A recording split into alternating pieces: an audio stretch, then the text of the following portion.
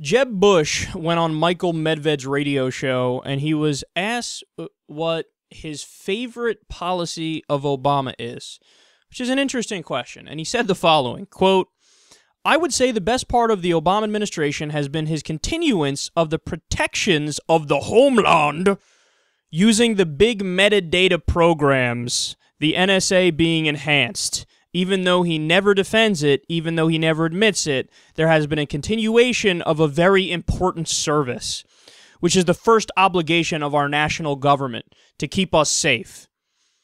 Okay, every part of that is gross to me. I mean, even the last line, the first obligation is to keep us safe. You have to talk in that voice whenever you hear a Republican mention homeland this way.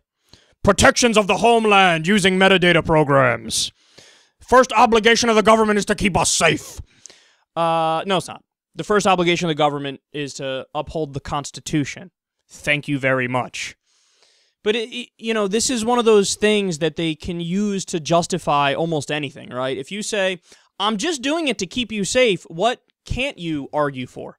Look, all I did was ban internet porn. I don't want the kids getting a hold of internet porn, becoming sexual deviants. I just did it to keep the country safe. To keep the homeland safe. What? I did the right thing here. So look, I banned cigarettes. I banned alcohol. We all know they're bad for you. I just did it to keep the homeland safe. I just want everybody to be safe and healthy. What?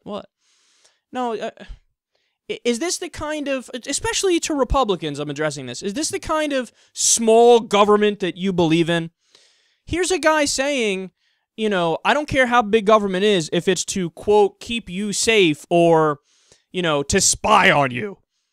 That's the worst kind of big government imaginable. So, naturally, look, when I first read the headline, I was thinking, oh my God, Jeb Bush gave Obama credit for something? And then when you read the details, you go, oh, he's giving him credit for the dumbest shit Obama's done. It's like, if a Republican starts to give Obama credit on foreign policy in certain areas. I disagree with Obama on a lot of things, but thank God we're militarily involved in Syria, and thank God we're doing drone strikes in Pakistan and Yemen, where sometimes we kill grandmothers in wedding processions by accident. What? Yeah, they always look at the dumbest things, and they give him credit for that. In all the areas where they should actually give him credit, fucking crickets, nobody's giving him credit. In fact, they're going after him.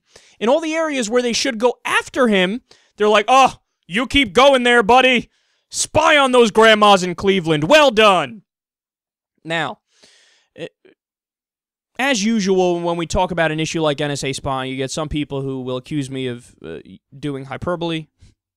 First of all, that's kind of my job a little bit, right? I mean, it's kind of part of the show to do something like that. But without even using hyperbole, let me just give you some of the stories we've covered on the show. These are headlines from previous articles and stories that we've covered about the NSA, and you'll get a sense of what this program really is for. Now, have they stopped any terrorist attacks with this program? No. They originally claimed a number like 50-something, right? And then some journalists were like, 50-something? Really? You want to prove that? Do you have any evidence of that? And then they're like, all right, maybe it's like 23 or something like that. They're just like, oh, okay, interesting. Well, now let's look at the ones you say for those. They went through them. There were zero. They were just eliminating them one by one. Nope, that one was stopped because of this. That one was stopped because of that thing. And this one, you had nothing to do with that. So no terrorist attacks have been stopped by this. But what has been done with these NSA programs? Quote, in the UK, journalists are classified with terrorists. Stay classy. Now, that is just the UK. Do we know if something similar is going on here in the US? No, we don't know. I wouldn't be surprised if that is the case here in the US, but we don't know, so we'll give the US a pass on that one. But not on these next ones. Quote, the NSA has admitted that they spy on moderate Muslims as if they're terrorists.